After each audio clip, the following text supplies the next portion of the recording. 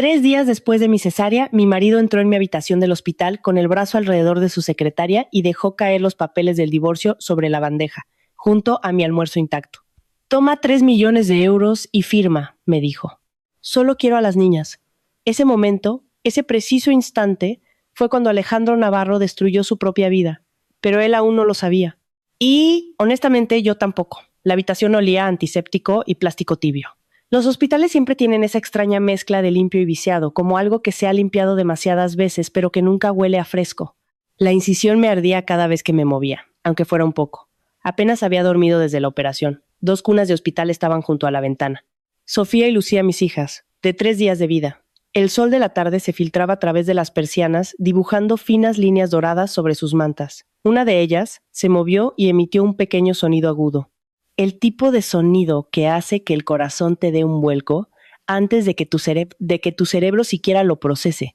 Alejandro ni siquiera las miró. Se quedó de pie, cerca de los pies de mi cama de hospital, como si estuviéramos discutiendo el presupuesto de un tejado. «Carmen», dijo, suspirando levemente, «no alarguemos esto». Detrás de él estaba Valeria Expósito, 32 años, rubia, de postura perfecta, la asistente ejecutiva que había trabajado en Construcciones Navarro durante 2 años. Parecía incómoda, pero no culpable, simplemente torpe, como alguien que espera a que termine una reunión. Alejandro deslizó el sobre por mi mesa de hospital. «Hice que un abogado redactara todo», dijo. «Es justo». Mis dedos se sentían entumecidos mientras cogía los papeles. Petición de divorcio, división de bienes, acuerdo de custodia total para Alejandro Navarro.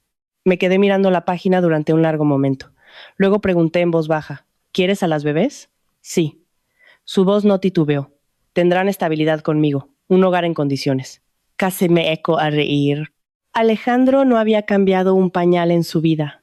Hizo un gesto hacia el sobre de nuevo. «Hay un cheque bancario. 3 millones de euros. 3 millones.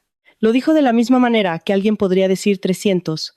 «Piénsalo como un borrón y cuenta nueva», añadió. Levanté la vista hacia él, hacia Valeria, hacia el anillo de bodas que aún llevaba en el dedo. «¿Lo dices en serio?», le pregunté.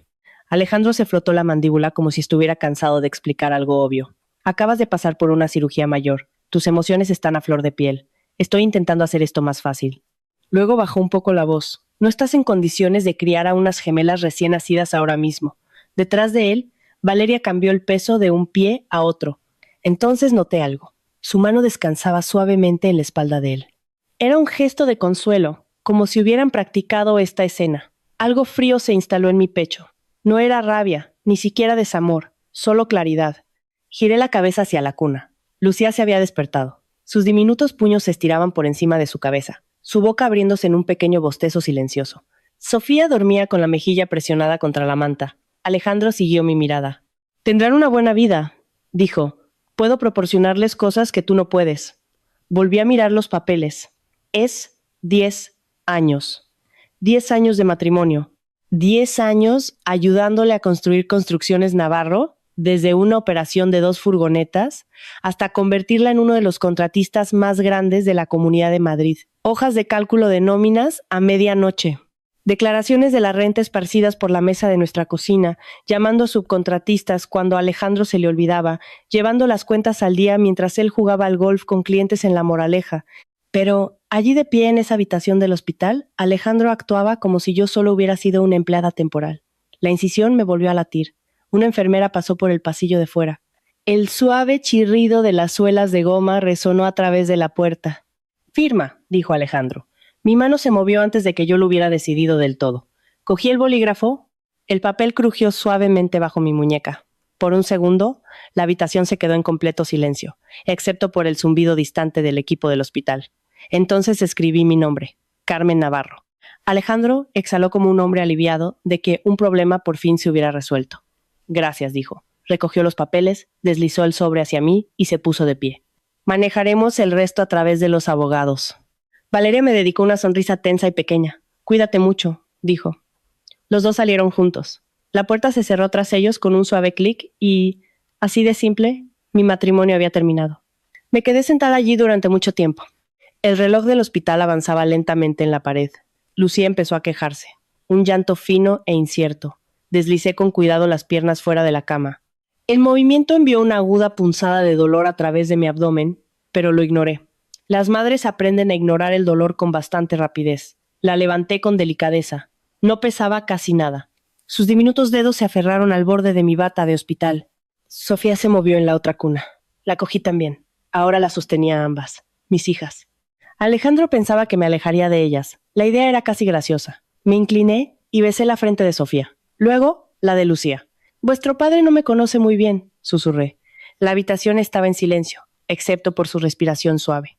Me volví a meter con cuidado en la cama y alcancé mi teléfono. Solo había una persona en la que confiaba ahora mismo. Rosa Martínez, enfermera jubilada del Sistema Público de Salud, mi mejor amiga desde la universidad, respondió al segundo tono. Carmen, ¿todo bien? No, dije en voz baja. Una pausa. Luego, la voz de Rosa se afiló al instante. ¿Qué ha pasado? Miré hacia la puerta. Alejandro ha venido hoy al hospital. Otra pausa, con Valeria, añadí. Rosa soltó una maldición en voz baja. ¿Qué ha hecho? Me ofreció 3 millones para que le diera a las niñas. Silencio. Luego, lentamente. Por favor, dime que le tiraste algo a la cabeza. No, dije. Firmé los papeles. Rosa se quedó muy quieta. Carmen, necesito tu ayuda. Las palabras se sentían pesadas en mi garganta. Me voy esta noche. Un largo suspiro se escuchó al otro lado de la línea. ¿Las bebés se van contigo? Sí. Su respuesta llegó de inmediato. Estaré allí en 1 hora. Anocheció pronto esa tarde. Los hospitales siempre se sienten diferentes al caer la oscuridad. Más silenciosos, las luces más tenues. Los pasillos resuenan más. Rosa llegó vestida con uniforme médico y una chaqueta vaquera. Entró en la habitación y se congeló al ver a las gemelas. Madre mía, susurró. Sus ojos se suavizaron al instante. Son preciosas. Se inclinó sobre las cunas y luego me miró. ¿Estás lista? La verdad es que no. No pasa nada, dijo ella. La mayoría de las grandes decisiones empiezan así. Se movió con eficiencia. Ese era su lado de enfermera. En 20 minutos teníamos a las bebés envueltas en mantas del hospital y aseguradas en las sillitas para el coche. Rosa llevaba una, yo llevaba la otra. Cada paso por el pasillo me tiraba dolorosamente de la incisión. Pero la adrenalina es algo poderoso. Nadie nos detuvo. Los hospitales son lugares muy concurridos. 2 mujeres saliendo con recién nacidas no levantaron ninguna alarma. Afuera, el aire nocturno de Madrid se sentía frío contra mi rostro. El todoterreno de Rosa estaba aparcado bajo la luz parpadeante de una farola. Abrió la puerta trasera y aseguró cuidadosamente ambas sillitas. Me subí al asiento del copiloto. Por un momento, ninguna de las dos habló. Luego Rosa encendió el motor. ¿A dónde vamos?, me preguntó. A Toledo. Ella asintió. Bien. El coche salió del aparcamiento del hospital hacia la calle tranquila. Madrid se deslizaba a nuestro lado entre oscuros escaparates y farolas.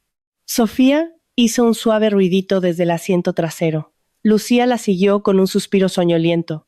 Me giré para mirarlas. Rosa me miró brevemente. ¿Estás bien? No, dije sinceramente. Luego, tras un momento, añadí, pero lo estaré. A las 6:30 de la mañana siguiente, Alejandro Navarro se despertó en su piso del centro de Madrid. Se sirvió café, revisó el móvil y contestó una llamada del hospital. Para cuando colgó, el café se había quedado frío porque sus hijas recién nacidas habían desaparecido y yo también.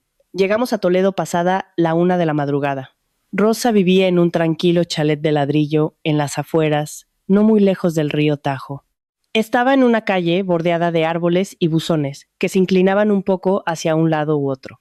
El tipo de barrio donde los vecinos aún te guardaban el cubo de la basura si notaban que lo habías dejado fuera demasiado tiempo.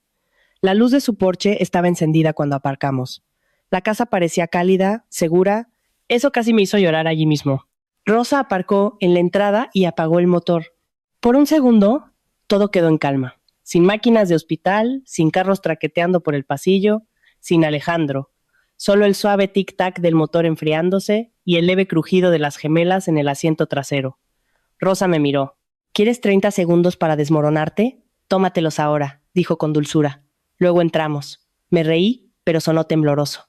No creo que 30 segundos sean suficientes. Entonces, tómate 45. Así era Rosa. Siempre sabía exactamente cuánta suavidad dar antes de empujarme hacia adelante. Ella llevó a Lucía, yo llevé a Sofía. Cada paso por el camino de entrada me dolía. Sentía el abdomen tenso y caliente bajo la cinturilla de aquella enorme ropa interior de malla del hospital y unos pantalones de chándal prestados. Olía ligeramente a jabón de hospital, a leche y a miedo. Dentro, Rosa ya había preparado la habitación de invitados. Una cuna prestada por su hija, una pila de pañales sobre una mesa plegada, 2 mantitas rosas que claramente había comprado deprisa en el camino.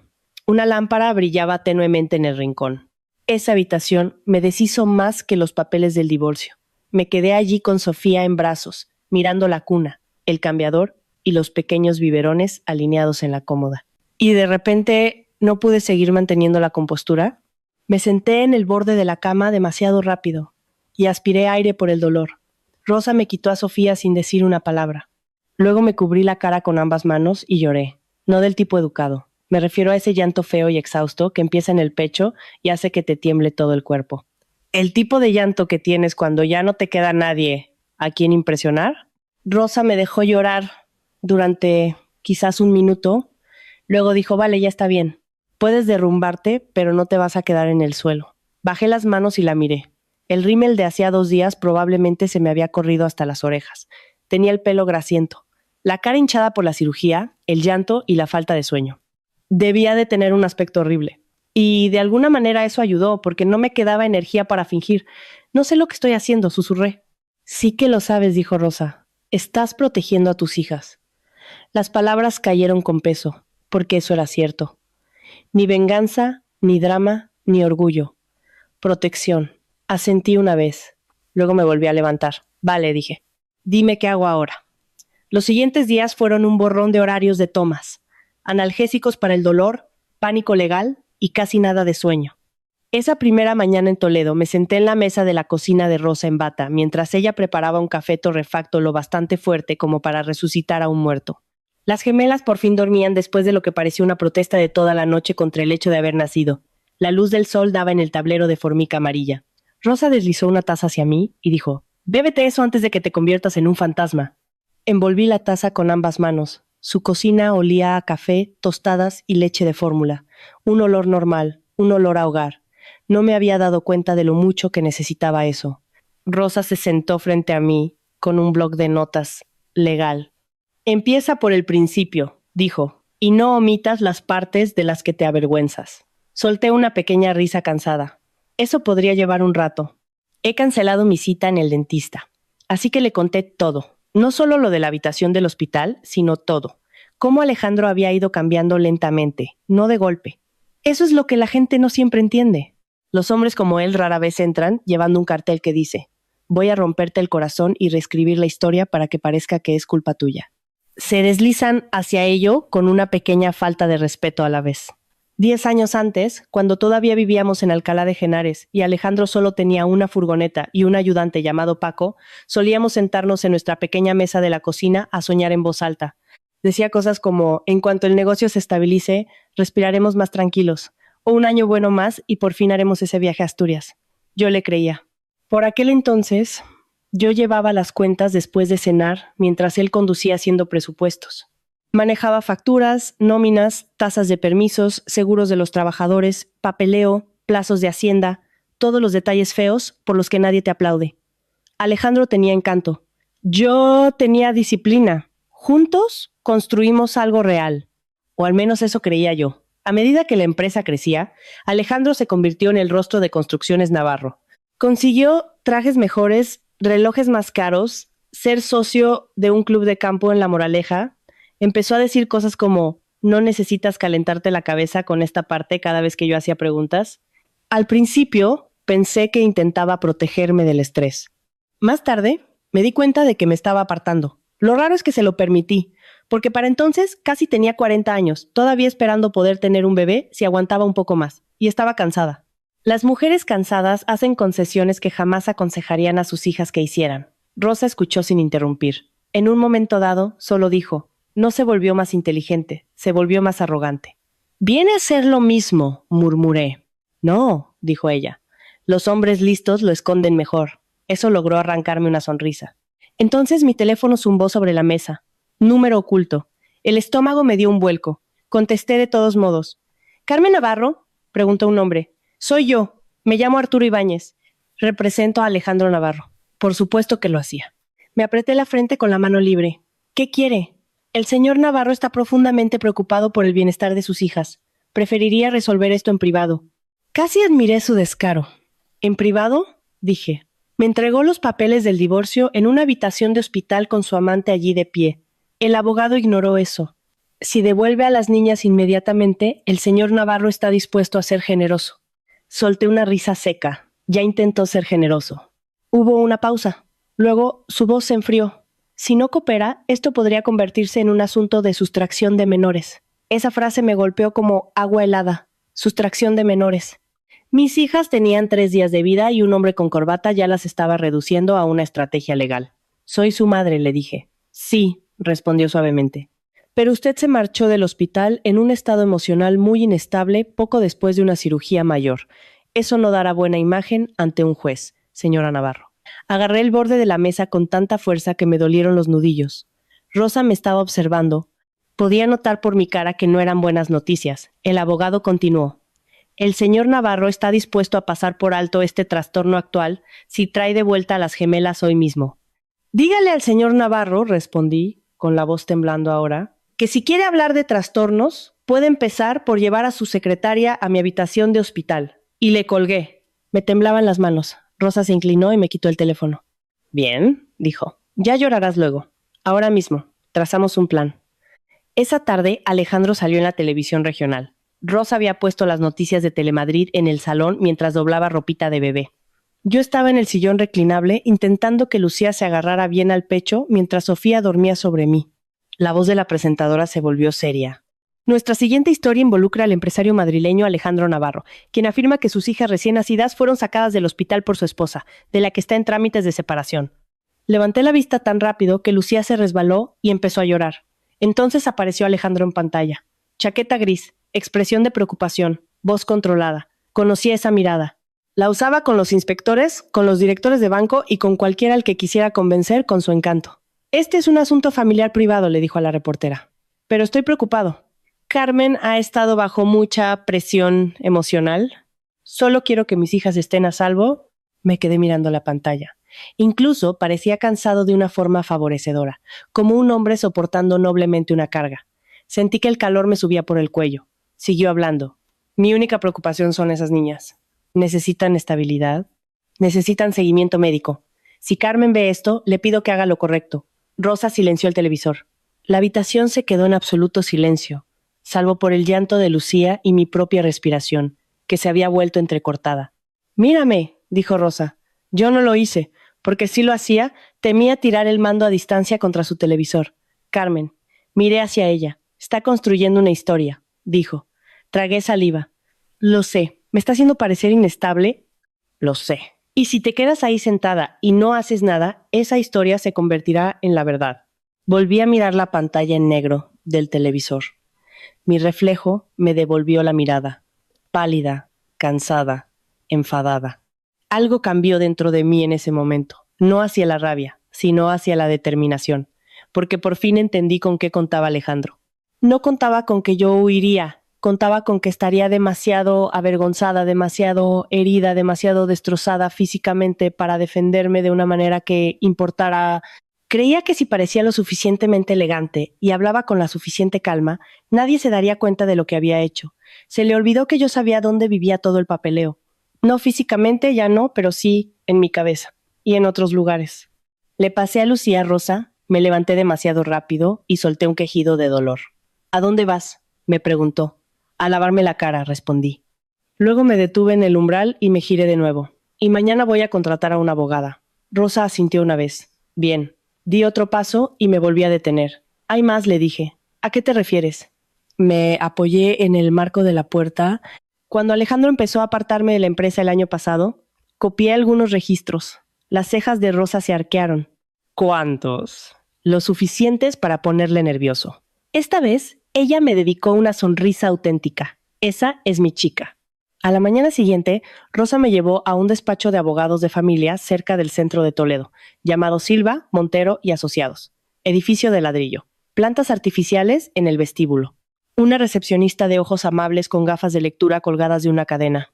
Mi abogada era una mujer llamada Beatriz Silva, cerca de los 60, corte de pelo plateado, traje azul marino, muy directa. Me estrechó la mano, miró las gemelas en sus portabebés y luego me volvió a mirar a mí. Te marchaste del hospital porque creías que tus hijas corrían el riesgo de que te las quitaran, dijo. ¿Sí? ¿Tenías intención de desaparecer para siempre? No. Bien, afirmó. Porque los jueces entienden a las madres asustadas, pero no les gustan los actos de ilusionismo. Agradecí que no me endulzara las cosas. Le conté toda la historia. Apenas me interrumpió, solo tomaba notas con una pluma estilográfica y hacía preguntas claras y agudas. Cuando terminé, se recostó en la silla y dijo: Tu marido ha cometido un error. ¿Esa es una forma amable de decirlo? Utilizó el momento oportuno como arma. Supuso que serías demasiado vulnerable físicamente para responder con eficacia. Eso suena a Alejandro. Ella entrelazó las manos. ¿Quieres una batalla por la custodia limpia o quieres que se examine toda la verdad? Dudé, porque hasta ese momento, si soy sincera, no había admitido del todo lo que quería. No era dinero, ni siquiera venganza, exactamente. Quería que él dejara de ser el narrador. Quería que el registro se corrigiera. Quiero la verdad sobre el papel, dije. Beatriz asintió. Entonces también necesitas a un perito contable. Dejé escapar un suspiro lento. Conozco a alguien, le dije. Y así era. Un hombre llamado Manuel Herrero, en Talavera de la Reina. Un exinspector de Hacienda, tranquilo y metódico. Lo había conocido años atrás, durante un lío de cumplimiento normativo que involucraba a un subcontratista. Alejandro lo odiaba porque se fijaba en los detalles, lo cual significaba que yo había confiado en él al instante. Beatriz me miró largamente. Has venido más preparada que la mayoría. Casi le digo que había pasado 10 años casada con un hombre que me enseñó a esperar siempre lo peor. En lugar de eso me limité a decir, ¿he aprendido de la experiencia? Cuando Rosa y yo regresamos a la casa, el cielo se había vuelto de un gris plano. Una de esas tardes de otoño, en las que todo parece un poco cansado, Sofía empezó a llorar antes de que hubiéramos entrado. Luego se unió Lucía. Me quedé de pie en la cocina de Rosa con el bolso de los pañales resbalándome del hombro, la incisión doliéndome, los papeles del juzgado bajo el brazo y 2 recién nacidas gritando frente a mí. Y por un feo momento, casi pierdo el valor. Casi llamo a Alejandro. No porque quisiera volver con él, sino porque estaba cansada. Esa clase de cansancio que hace que las malas ideas suenen razonables. Podía oír la voz en mi cabeza. Tal vez solo llega a un acuerdo. Tal vez déjale tenerlas los fines de semana. Tal vez detén esto antes de que se haga más grande. Entonces recordé su mano en la espalda de Valeria. Su voz diciendo, solo quiero a las niñas. La entrevista de televisión. La amenaza del abogado. Y así de simple. La debilidad pasó. No del todo. Nada desaparece tan limpiamente. Pero lo suficiente. Cogí a Sofía primero, luego a Lucía, y dije en voz alta, para nadie más que para mí misma, y esas 2 niñas diminutas, no vamos a volver. Esa noche, después de que Rosa se fuera a la cama, me senté a la mesa del comedor bajo la luz amarilla de la lámpara, con el número de Manuel Herrero anotado en un recibo a mi lado. Las gemelas por fin dormían en la cuna. Me dolía el cuerpo. Sentía los ojos llenos de arena, pero por primera vez desde el hospital, ya no solo estaba reaccionando, me estaba preparando. Cogí el teléfono e hice la llamada. Manuel Herrero bajó desde Talavera de la Reina 2 días después en un Ford Mondeo plateado que parecía no haber superado nunca el límite de velocidad. Ese era Manuel en estado puro. Tenía poco más de 60 años, una constitución delgada como un poste, pelo gris ralo y esa clase de rostro en el que la gente confiaba por accidente. Llevaba una chaqueta marrón, zapatos sensatos y una carpeta de fuelle negra que parecía más vieja que al menos una de mis gemelas. Cuando Rosa abrió la puerta, él asintió educadamente, entró y dijo, he traído mi propia calculadora. Rosa parpadeó. Bueno, eso es reconfortante. Él esbozó un atisbo de sonrisa. Me cayó bien de inmediato. Nos sentamos a la mesa del comedor de Rosa, mientras las gemelas dormían en la cuna junto a la ventana del salón. De vez en cuando, una de ellas hacía un ruidito nasal, y yo miraba instintivamente. Manuel se dio cuenta, pero no hizo comentarios. Simplemente abrió la carpeta y dijo, muéstrame lo que has guardado.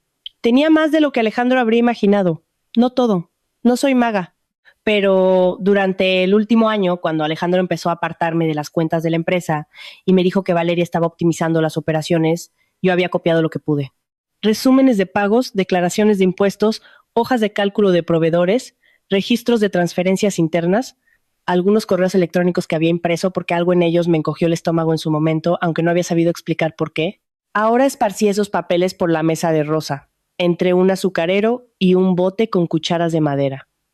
Manuel se ajustó las gafas y empezó a clasificar. Apenas habló durante la primera media hora. Solo hacía montoncitos ordenados y garabateaba notas en minúsculas letras mayúsculas. Una vez preguntó, ¿Construcciones Navarro siempre usó a Logística Vientos del Sur? No, respondí. Ese proveedor apareció hace unos 18 meses.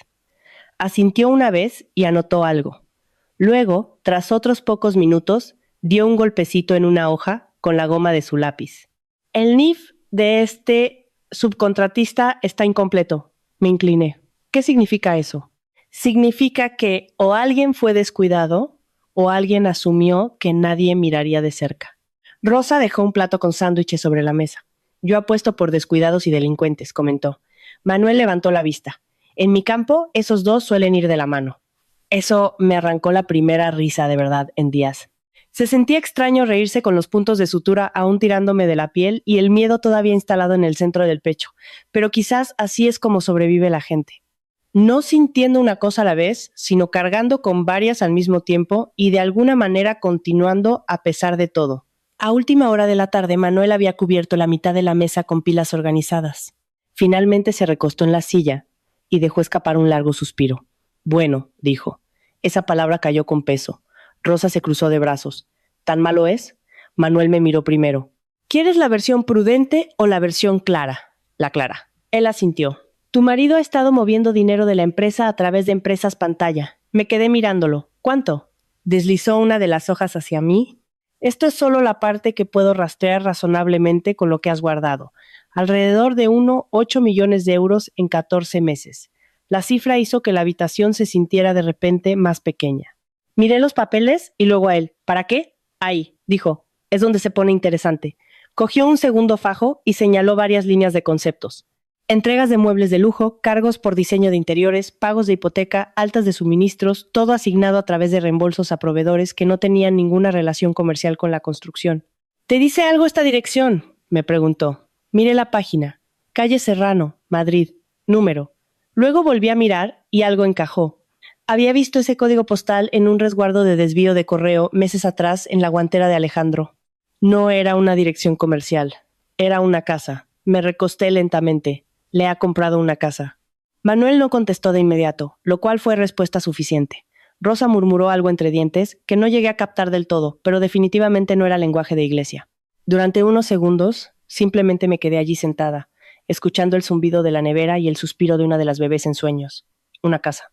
Mientras yo me ponía inyecciones de fertilidad en el baño durante 2 años, rezando para que quizás esa ronda fuera la que funcionara.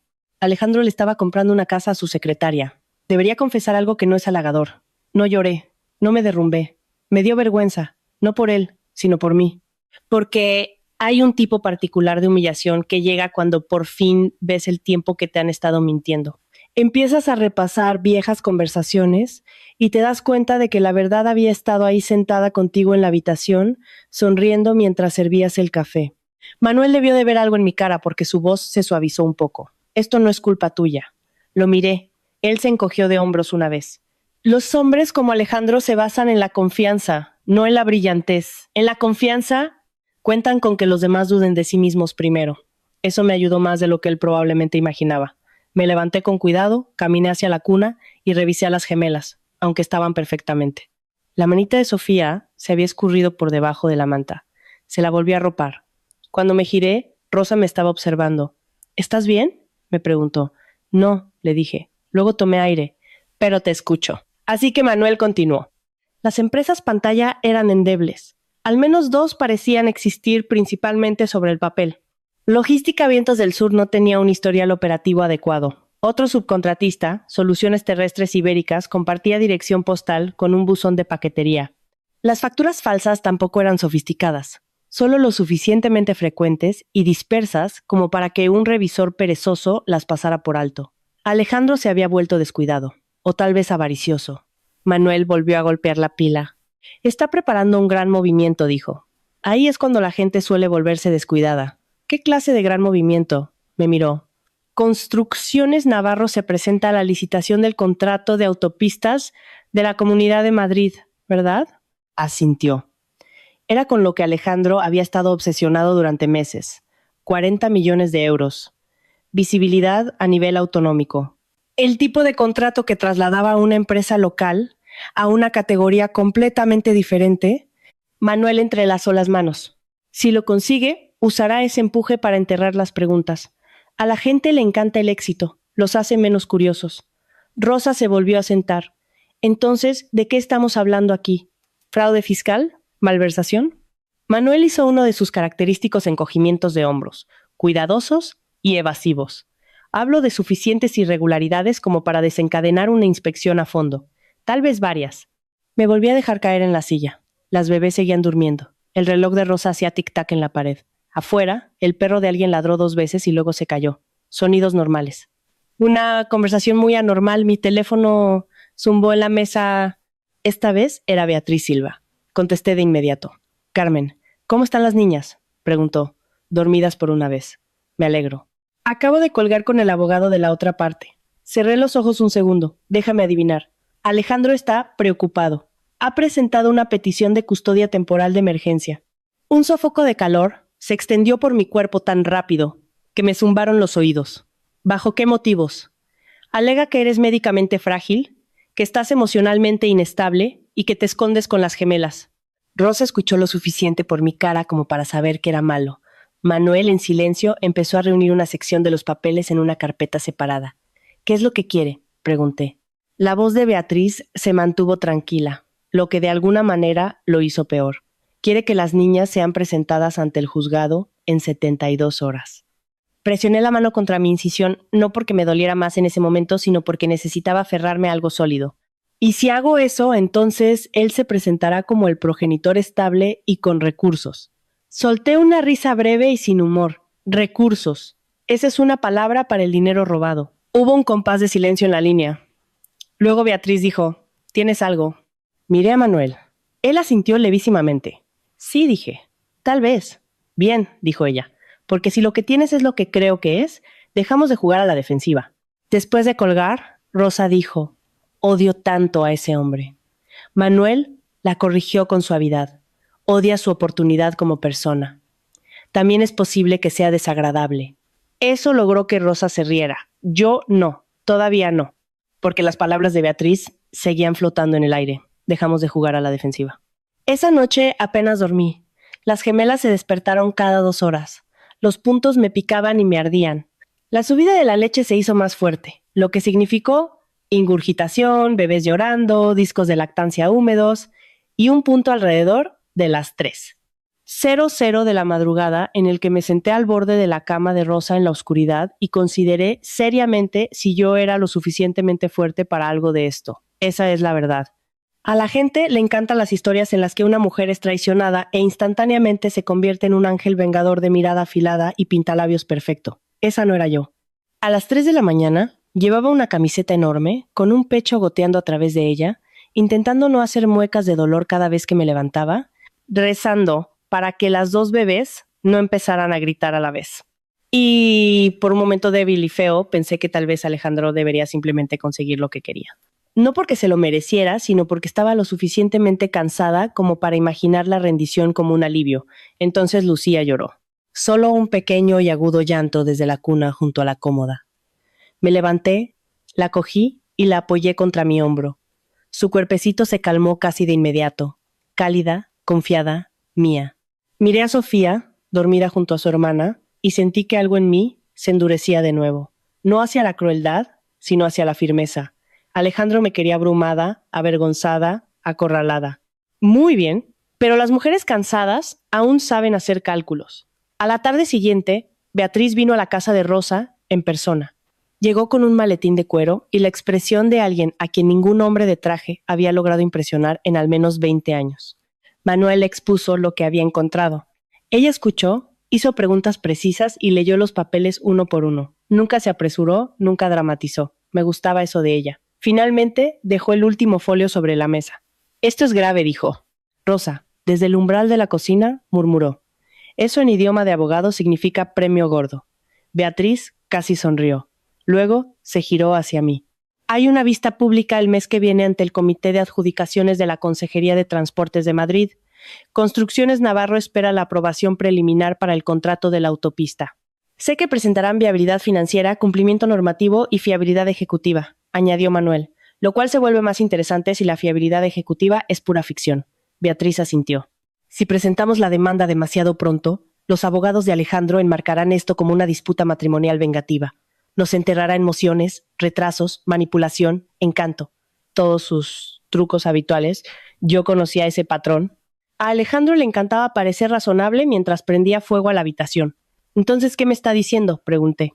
Ella cruzó las manos sobre la carpeta. «Estoy diciendo que el mejor lugar para exponer esto puede no ser un juzgado de familia». Rosa entró completamente en la sala. «¿Entonces dónde?». Beatriz me miró. «En la audiencia pública del contrato». Las palabras se quedaron flotando por un segundo.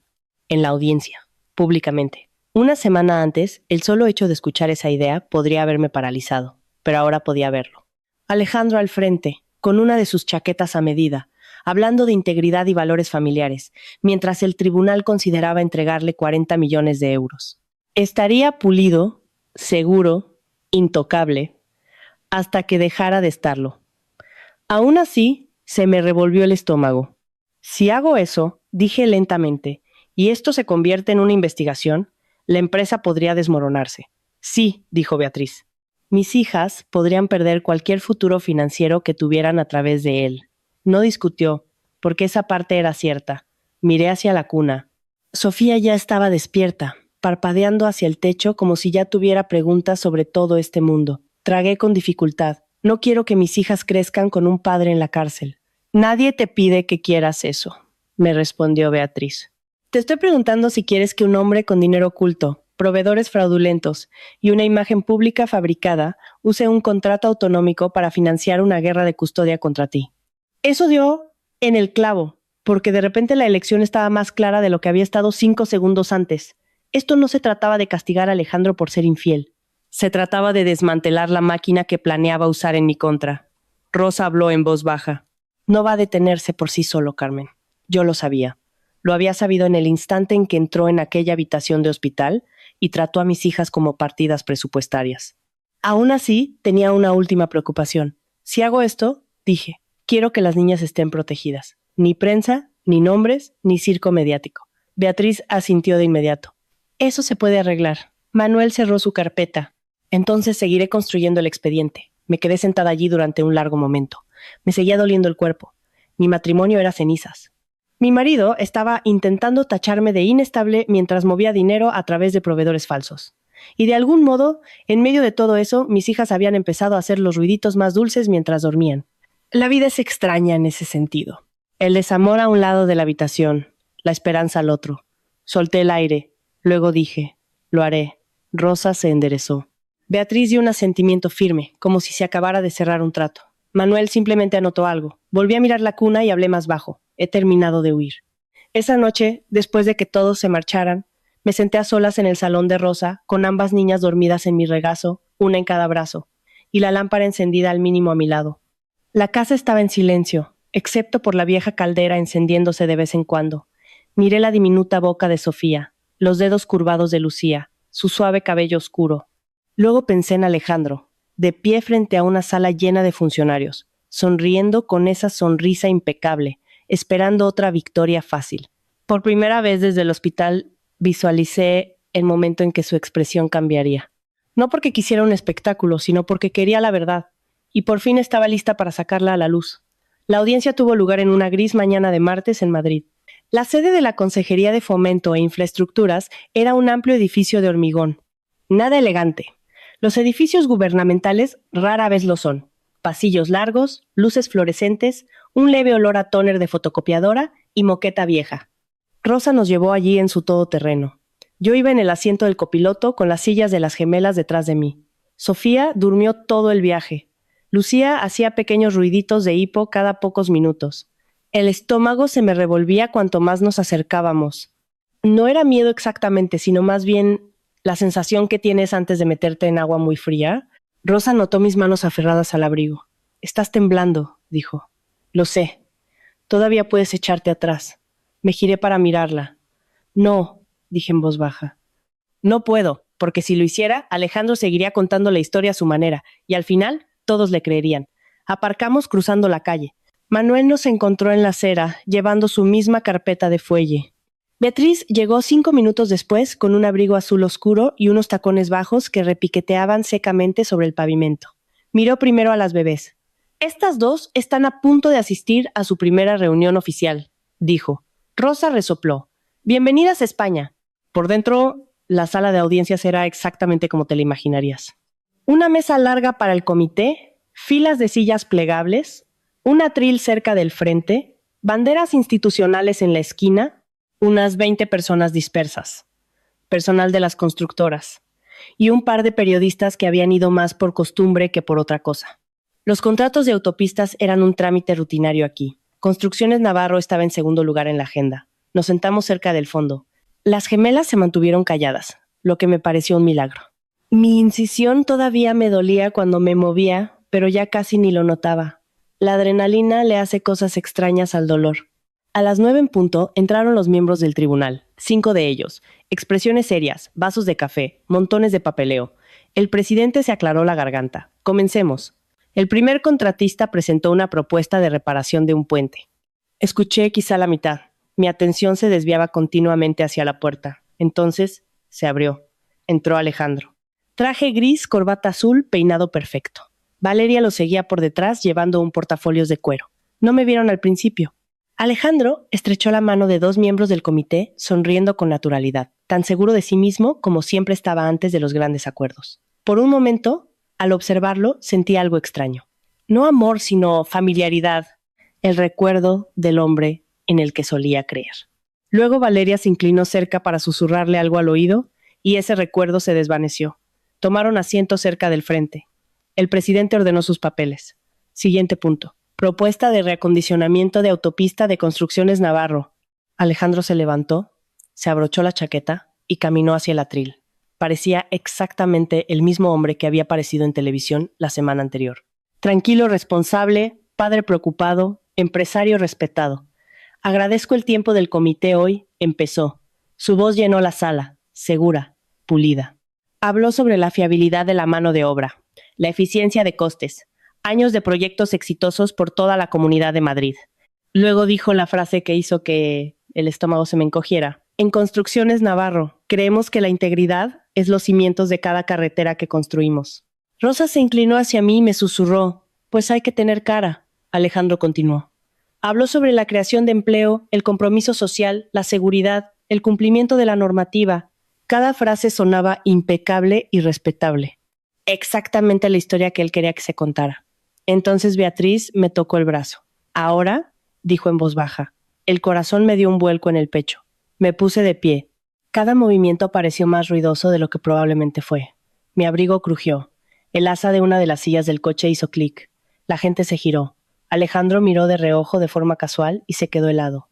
Por un segundo, pareció no entender lo que estaba viendo. Yo, de pie en la parte de atrás de la sala, sosteniendo a Lucía, con Sofía durmiendo en el portabebés junto a Rosa. Su boca se abrió levemente. Carmen. La sala se quedó en silencio. El presidente frunció el ceño. Señora, ¿tiene usted algún asunto relacionado con este procedimiento? Beatriz dio un paso al frente junto a mí. Sí, dijo con calma. ¿Lo tenemos?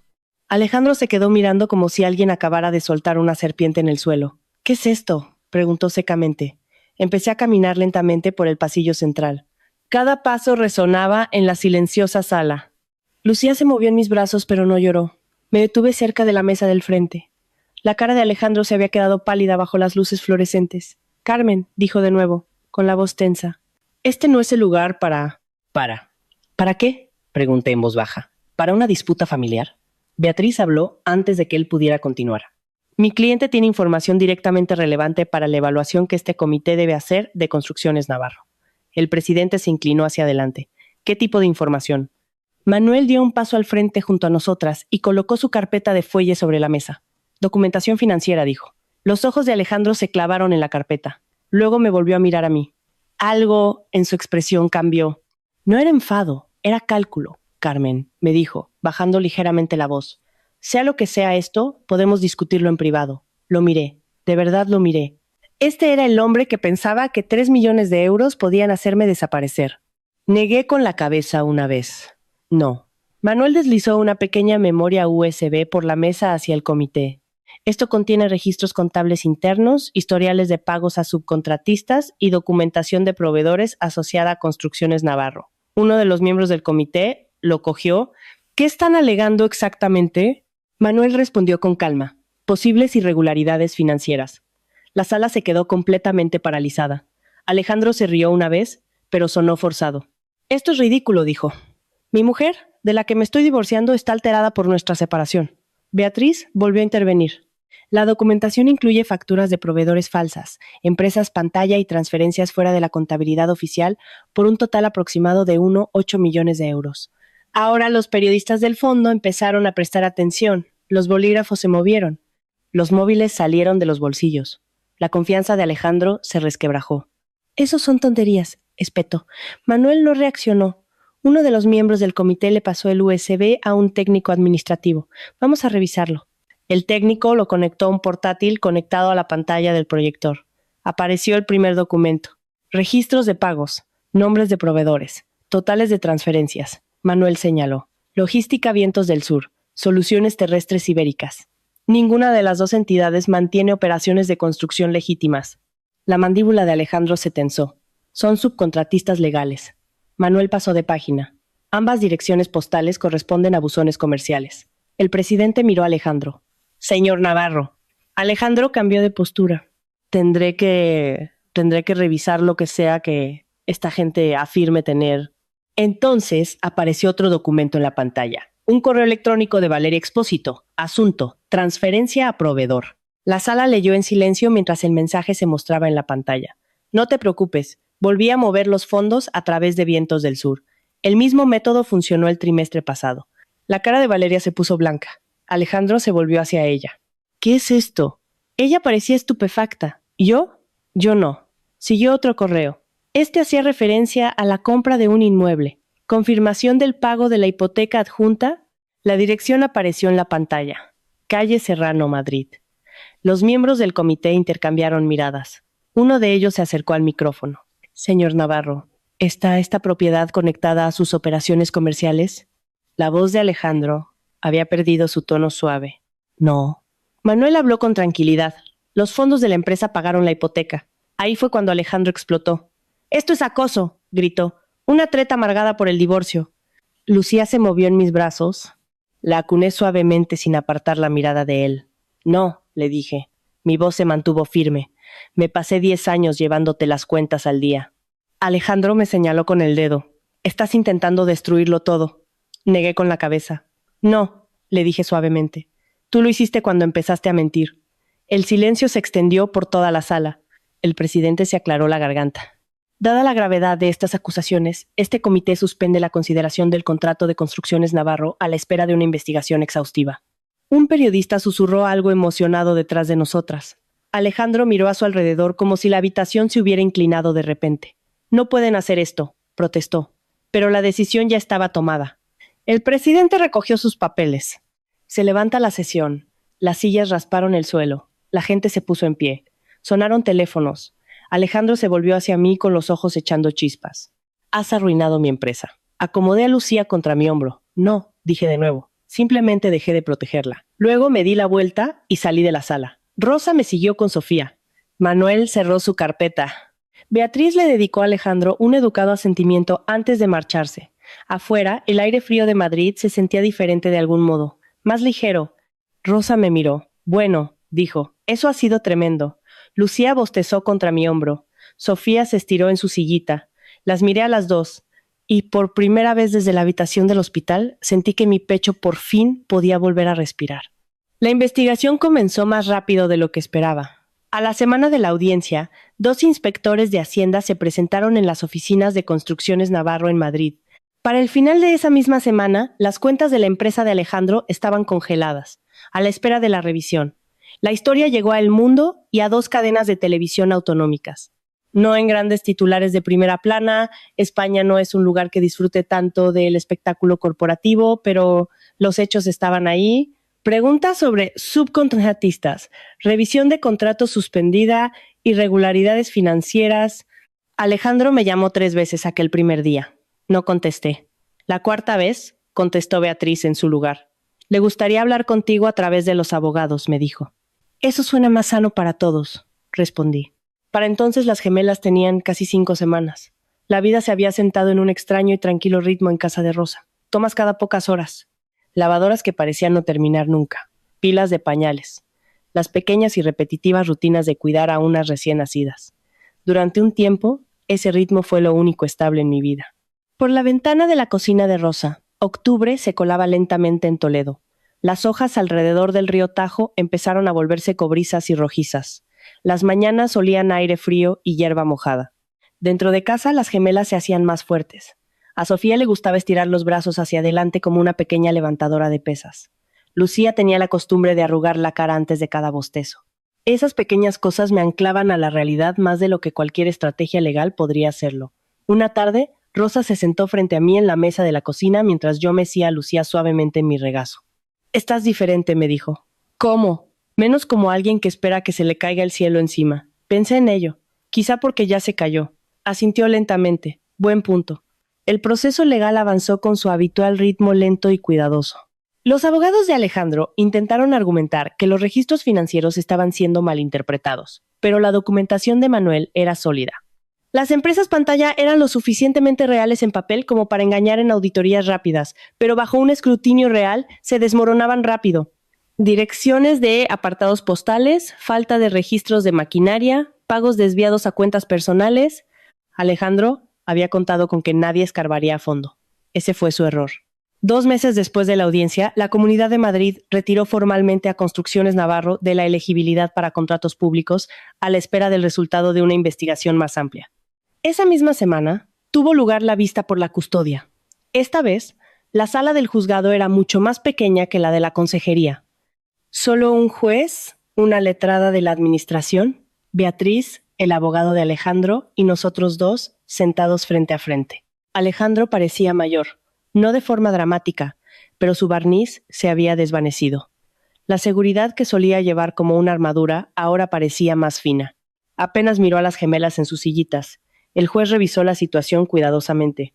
Pruebas de irregularidades financieras, la investigación en curso, las declaraciones públicas que Alejandro había hecho sobre mi estabilidad mental, las cuales ya no tenían mucho peso dados los hechos que las rodeaban. Finalmente, después de casi 1 hora de preguntas y argumentos, el juez entrelazó las manos y dijo: «Por el momento, la custodia principal permanecerá con la madre». Así de simple, sin dramatismos, sin triunfalismos, pero firme. Alejandro cerró los ojos brevemente. La vista terminó unos minutos después. Fuera, en los juzgados, me detuvo cerca de la acera. «Carmen». Me giré. Por primera vez desde el hospital, estábamos cara a cara sin abogados ni periodistas alrededor. «No tenías que hacer esto», me dijo. Su voz no era de enfado, solo de cansancio. Pensé en eso por un momento. «Tienes razón», dije. Eso pareció sorprenderlo. No tenía que hacerlo. «No», le respondí con calma. «Tú me obligaste». Se frotó la nuca, mirando hacia la calle. «Nunca pensé que lucharías de esta manera». Acomodé a Lucía en mis brazos. Yo tampoco. Por un instante, ambos nos quedamos allí en silencio. Luego él dijo en voz baja: «¿Qué pasa ahora?». Le respondí con sinceridad: «Tú decides qué tipo de padre quieres ser», porque a pesar de todo, esa parte seguía siendo elección suya. Asintió una vez, luego se alejó. No me quedé a ver cómo se marchaba. 6 meses después, mi vida era muy diferente de la que Alejandro había intentado negociar en aquella habitación de hospital. Las gemelas crecían sanas. Sofía se reía con facilidad. Lucía lo observaba todo como si ya estuviera tramando algo. Rosa seguía viniendo a casa 2 veces por semana, normalmente trayendo la compra y algún comentario sobre cómo cocinaba yo. «Eres una buena contable», me dijo una noche, «pero tenemos que hablar de tus lentejas». «Eso es de mala educación», respondí. «Es ser sincera». Beatriz me ayudó a terminar el papeleo para abrir mi propia gestoría. Nada llamativo, solo ayudar a contratistas locales a mantener sus cuentas limpias y evitar el tipo exacto de lío que Alejandro había creado. El día que registré el nombre de la empresa, el funcionario del registro me preguntó: «¿Nombre de la empresa?». Por un segundo dudé. Luego dije: «Gestoría Ortiz». Ortiz era mi apellido de soltera. Se sentía bien volver a decirlo, como salir a la luz del sol después de haber estado mucho tiempo encerrada. Los 3 millones de euros que Alejandro me había dado permanecían intactos en una cuenta de ahorros. No los toqué, no por orgullo, sino porque algún día serían de Sofía y Lucía. Un recordatorio de dónde empezó su historia ¿Y de dónde no terminó? Algunas noches, después de que las gemelas se quedaran dormidas, me sentaba en el porche trasero de mi pequeño adosado en Toledo y escuchaba el silencio. Las noches de otoño españolas tienen una calma especial. El viento a través de los árboles, el pitido ocasional de un tren a lo lejos. Paz, en otras palabras. Y a veces pensaba en aquella habitación de hospital, en el olor a desinfectante, en el sobre deslizándose por la mesa, en Alejandro diciendo, toma 3 millones y firma. En aquel momento él creyó que estaba comprando su libertad. Lo que en realidad compró fue el instante en el que yo dejé de proteger su versión de la verdad. La vida no siempre te entrega la justicia empaquetada con un lazo, pero de vez en cuando te da la oportunidad de ponerte en pie y corregir la historia. Y si eres lo suficientemente valiente para aprovechar esa oportunidad, las cosas pueden cambiar de formas que nunca esperaste. Sofía se removió dentro, a través del vigilabebés. Lucía soltó un suspiro soñoliento.